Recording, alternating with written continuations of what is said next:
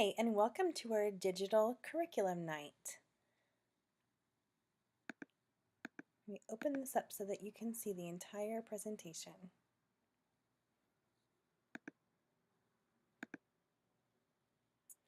This is for the Head Start team for the school year 2016-2017. Before we begin, let me introduce our team. Here's Ms. Whitaker and Ms. Sanderson, Ms. Coleman, Ms. Spivey, and Ms. Gent, Ms. Thomas and Ms. Nash, Mr. Justin and Ms. B, and finally Ms. Frommeyer and Ms. Ward. This comprises the monolingual or the English Head Start team. To begin our curriculum today, we will focus on our emergent literacy domain. There are two portions to the emergent literacy domain. There's reading and there's writing. And in McKinney ISD, we use the balanced literacy approach. And you will learn a little bit more about that approach as we discuss how we will focus our energy in emergent literacy this year. So as you see, the child enjoys being read to and knows when a favorite story has a part left out. So for example, if we have a read aloud in class, something that they're very familiar with, maybe Pete the Cat, and something is left out, they'll be able to remember by using their skill of recall and memory to tell you what part is left out and the details to what's left out. The child enjoys looking at books and telling a story from the pictures or from memory. And this is a huge skill at this grade level and even on into kindergarten and first grade because there is so much that the child cannot read yet. Even if they know sight words or even if they can decode words, there are still so many words that are difficult to decode, and a lot of times books that are really interesting and engaging for children have a lot of words on the page.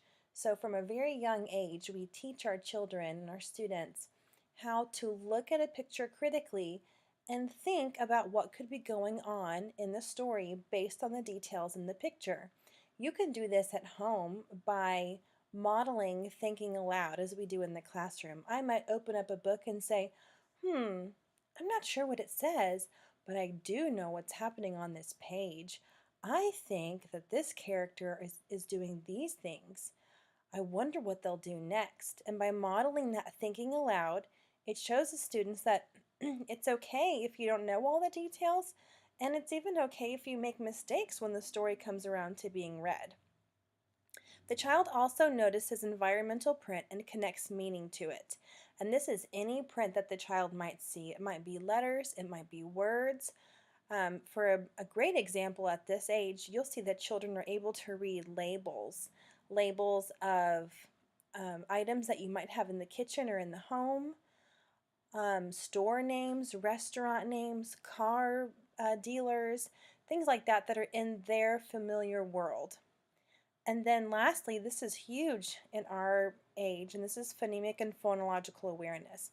And here are some examples of things that go under that category. Blending and segmenting individual sounds. So for example, if I gave you three sounds, k, a, t, can you put those three sounds together to blend and make the word cat?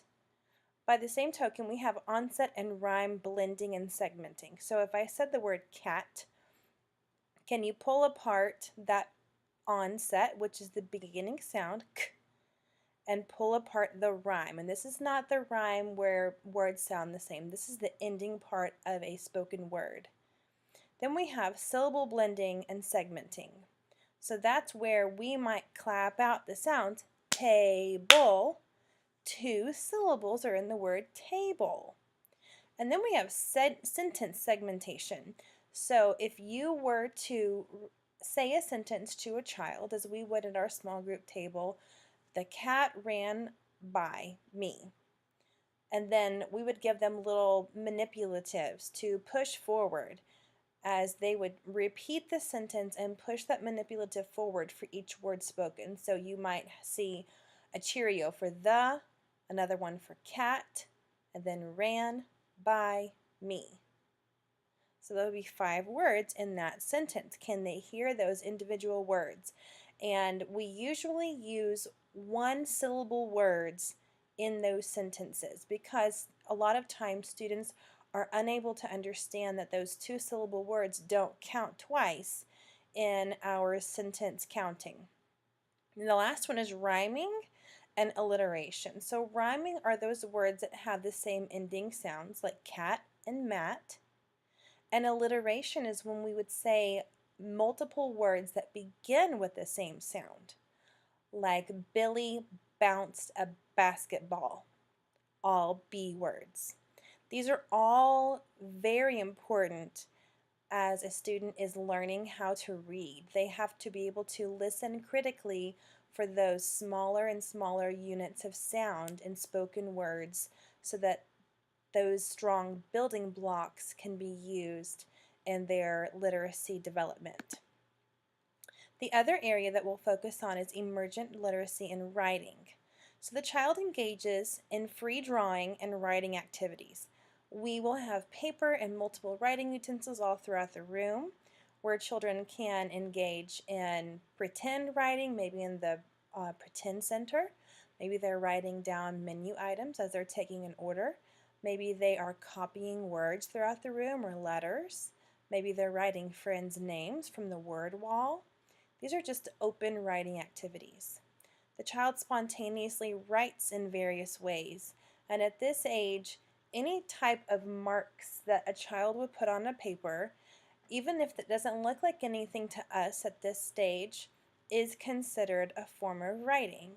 So we really encourage our students to draw pictures, and when they're able to put labels to those pictures as well as write their name to finish out that drawing, we all have daily journal time when our students are engaged in writing, labeling, drawing, and either attempting to write their entire name or at least their first special letter. The child writes his or her name with correct letter sequence. This would obviously be a skill that would hopefully be mastered by the end of the school year, especially for students who will be entering kindergarten next year. That is a pre-K guideline that they can write their name in the correct sequence now. Our guidelines did recently change, and this was one of the updates.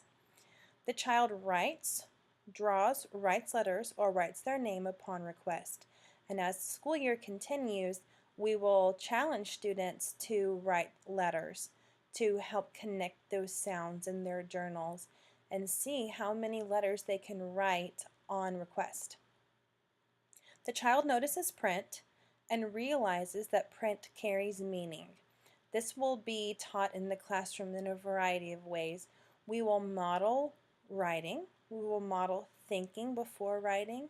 We will work on editing our writing together, our class writing on chart paper. And then we will also engage in shared reading activities and read alouds to show the child that whenever I see print, there is meaning that is corresponding to that. And then on the bottom, you see we will be working on connecting letters to sounds, and we will begin to encourage students to use invented spelling. And this is really important, parents and guardians. In pre-K as well as in kindergarten, invented spelling simply means listening for the sounds that are easily detected in words. So it is completely appropriate for students our age to only write the letter B for ball. That's the beginning sound, and that's what we're really trying to focus in on. And then later on down, a lot of times before hearing that medial or middle sound, the student will hear the ending sound. So they might hear b, ul, bull, and then we work on that medial sound. And a lot of times it's those vowels that get really tricky. Those long vowels when they're used to listening for short vowel sounds.